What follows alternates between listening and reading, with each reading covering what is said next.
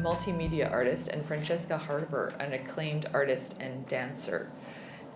Faith Holland deals primarily in issues of gender and sexuality's relationship to the internet. Over the past 5 years, she has appeared in nearly 100 different exhibitions, festivals, and screenings across the world.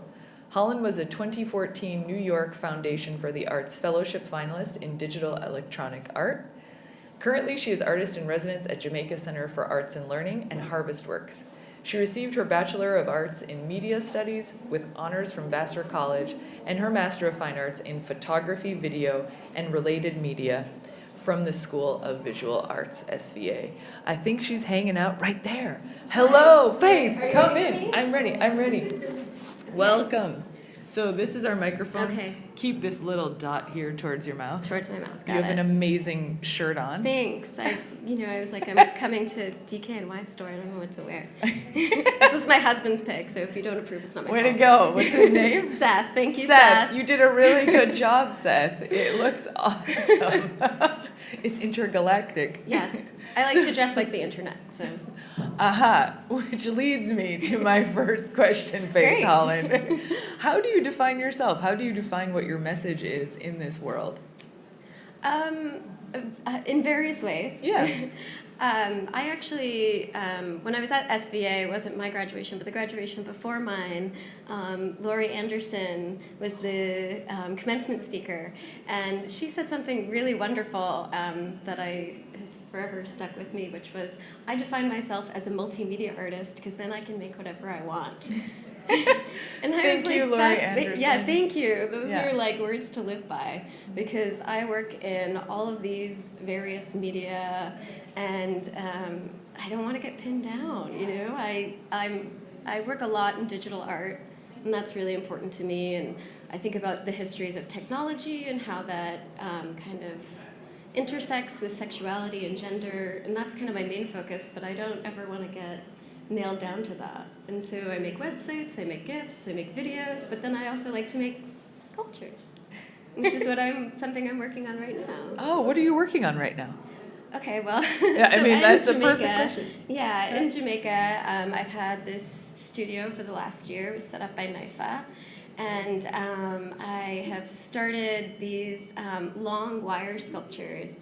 And the idea is that they're kind of connected, quote, inappropriately. So I take like a headphone jack and I jam it into, a USB port. And so it's this long string of, I call them queer connections. So it's this long string of wires that are connected, quote, inappropriately, because all of these wires are gendered.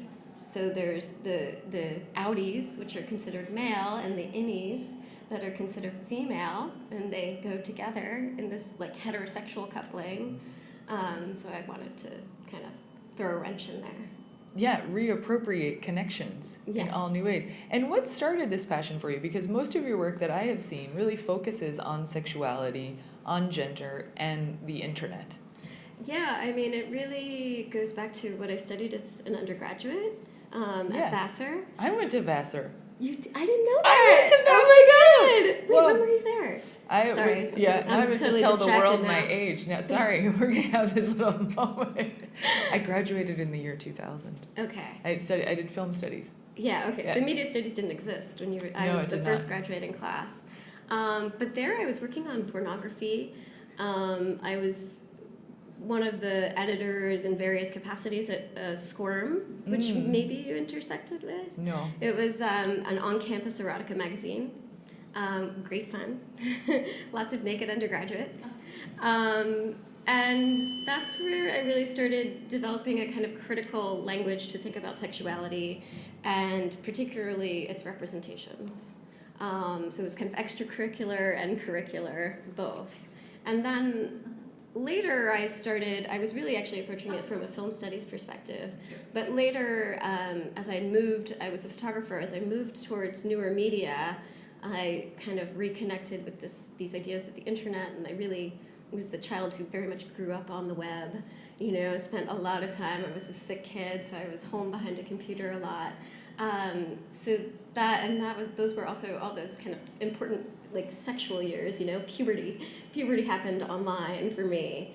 Wow. So all those things kind of came back up when I went to graduate school and started reconnecting, and that's really fueled my work for the last five years or more. And how do you think, you use the internet to make your work. Yes. And I always think of this McLuhan quote, we shape our tools and our tools shape us. Absolutely. How has the internet shaped you?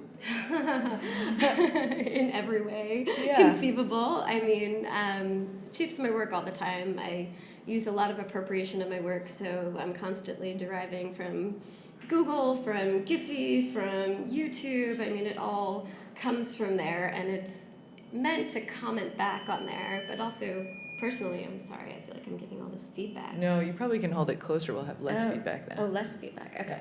My partner and I met on the internet. I'm just in this show right now at the Whitney that opened last night in this collaborative piece with 113 artists, and I knew most of them only from the internet, and they've gathered. It's an international group of artists. They've gathered in New York, and it's like, we've known each other on the internet, and now we can touch each other. Like, this is amazing. So how has the internet shaped who I am and what I do in really every way imaginable? Are there some things that you can only experience on the internet that you cannot experience in real life? Ooh, that's a really interesting question. Well, first of all, I don't like to, I just came from class and I was lecturing my students about this, that there's nothing unreal about the internet, right? Like, the internet is part of the fabric of our reality and our everyday lives. So are there things that we can experience there that we don't experience in the flesh? I think so, absolutely. Even just the way that we communicate through text is kind of fundamentally different from this experience right now. And people have started communicating through images in a totally different way, which is fostered by the internet. The ability to use webcams and talk to people, see their faces across the world.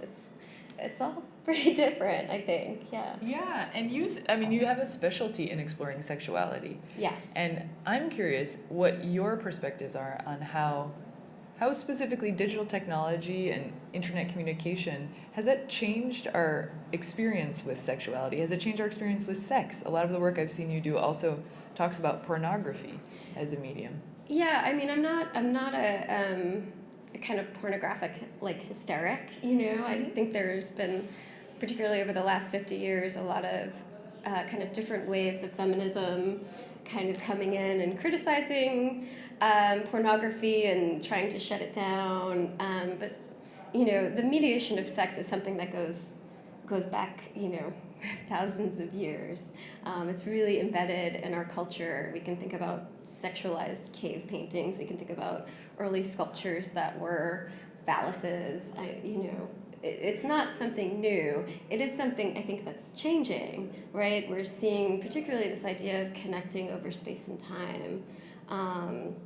So kind of developing sexual relationships with someone across the world, or connecting with a partner who is in a different city, all these different ways. Are we always mimicking the way we see sex depicted online? Like, are we bringing pornography into our bedrooms? Sometimes yes, sometimes no. I don't think it's fundamentally changing sexuality or our sexual desires. I think those are things that happen in other ways. Yeah. Do you think, I've seen you also talk about, and I think I actually have it written down here to remind myself, that you're also exploring sexual performances that are bound to social performances which had little to do with anything natural. I think I found that quote somewhere. Which seems, it's fascinating because this idea of what is natural anymore. Do you have thoughts on that as you explore this never-ending stream of consciousness that that we're contributing to? Yeah, natural is it's kind of a terrible word. It doesn't really mean anything, or we haven't at least settled on what it means, in the English language or in American culture or various cultures that sort of intersect in that way.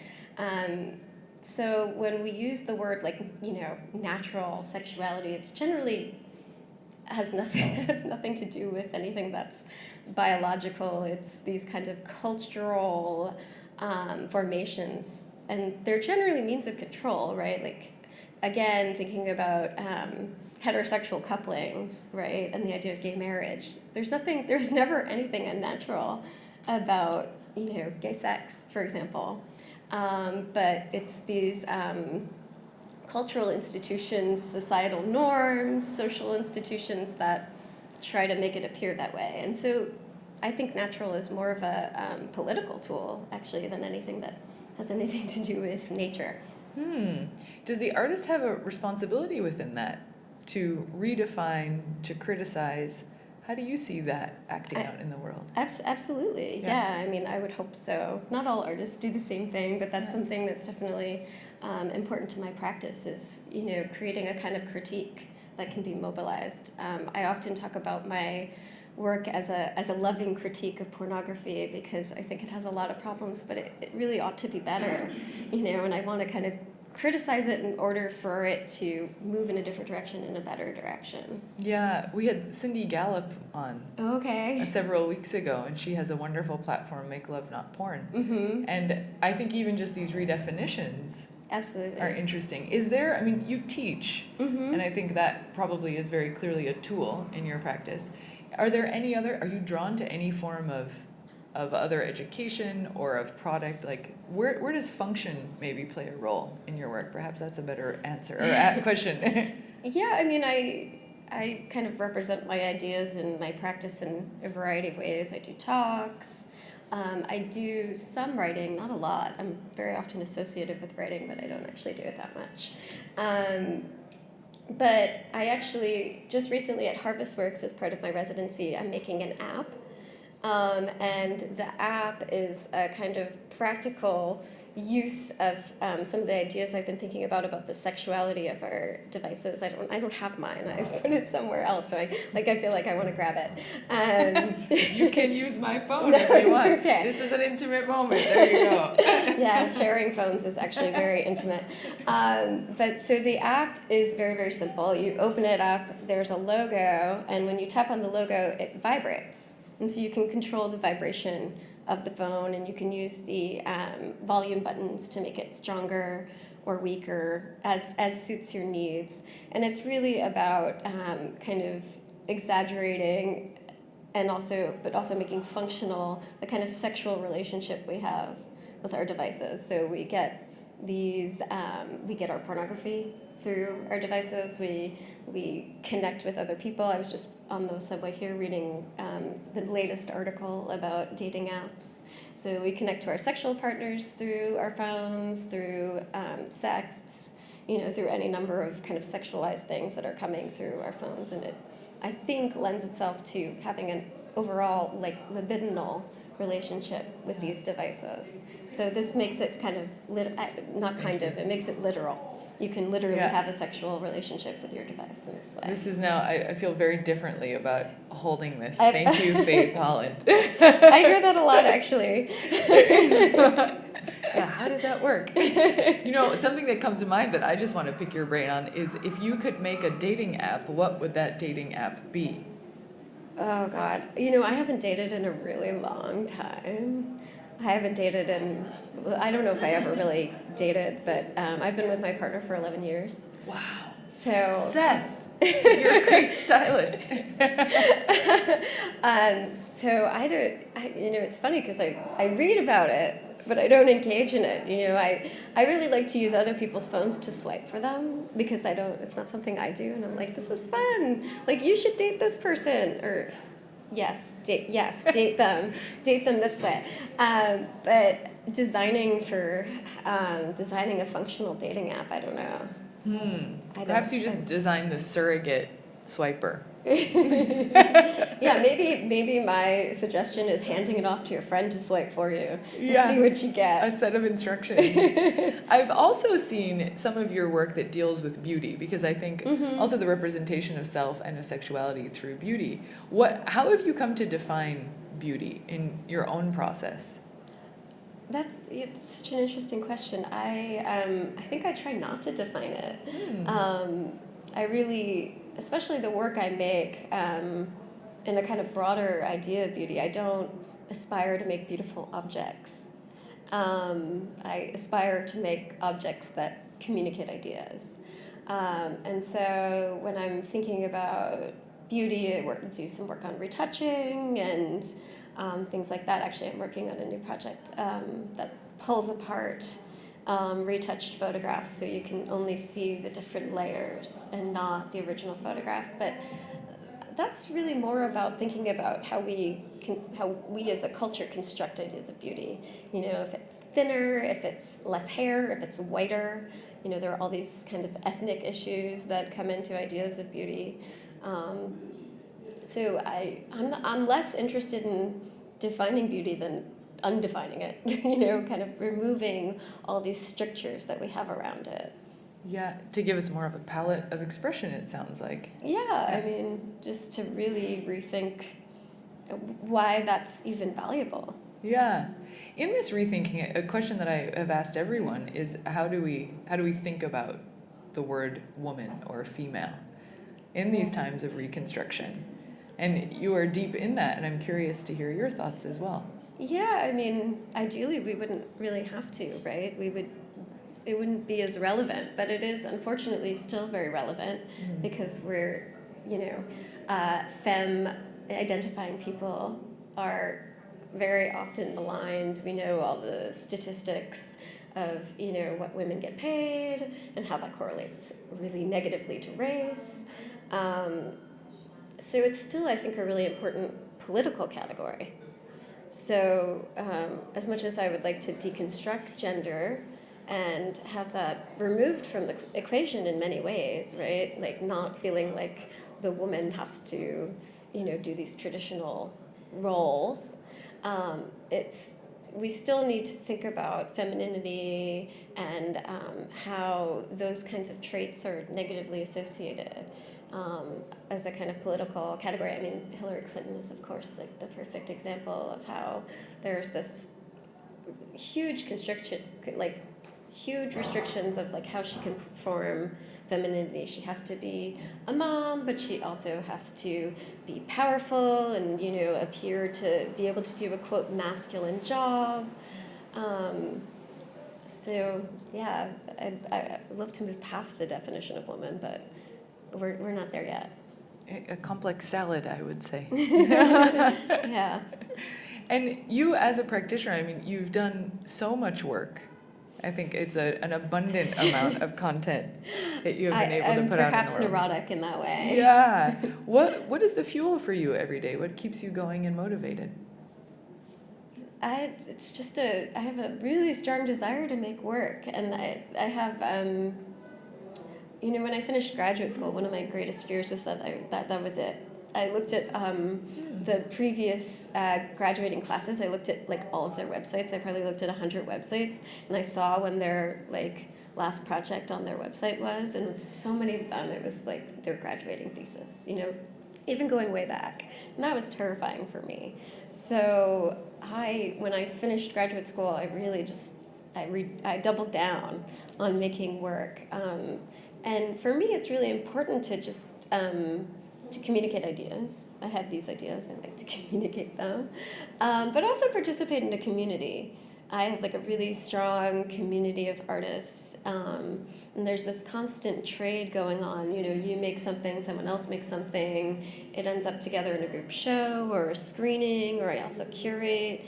And being part of that conversation of what people are making and how these ideas bounce off each other and maybe even conflict is really, it's kind of vital to my everyday existence. Yeah, a whole ecosystem. Absolutely. Yeah. Now, how does your curatorial practice integrate into your personal practice? Do you see a difference when you put the curator hat on than when you put the faith artist hat on? Yeah, there's a lot more responsibility. Oh. But I really admire what so many of my peers are doing. I can see that you kind of have a similar thing putting together this series. And so curating for me is kind of about raising the whole community's level, right? Like creating, one thing that I really like to do as a curator is put together people who are just starting and people who are way more established. So I used to curate a film and video series in Providence that was focused on experimental film. And one of the things that I like to do is I like to take this idea of, an experimental film from the 60s like Ken Anger and pair it with something more recent by George Jacoty or Eva Papa Margheriti. Just really take something 60 years apart and draw a line, create a context for that work to live together, or put someone who's more established like Corey Archangel next to someone I went to school with like Hilary Basing, and put them in the same program, and then kind of lift everybody up and give everybody a new context. Yeah, the network effect in full effect, perhaps. Yeah, absolutely. I think network is just really important to what I do, and I really value having that kind of community of artists.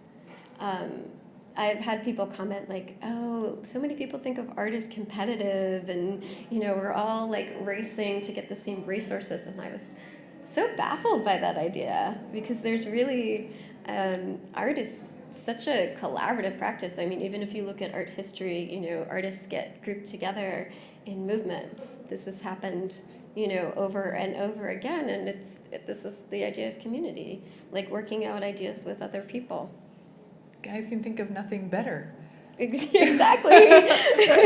What else is there? Yeah, I have always found this, and I think this whole series of 8 weeks has proven the power of that. I wish every single person that I interviewed could just sit on this bench and we could hang out all the time. And it's been no different with you, Faith. Oh, thank you. Thanks for having me. So much. And as a token of my gratitude, I am ending with this rap. I make a rap for everyone. Hungry. Thank goodness. Well, this was intended to be able to be shared, not with me, but with anyone of your choosing, to support all of your effort. Thank you. It's a vegetable explosion. That's what I'm naming it.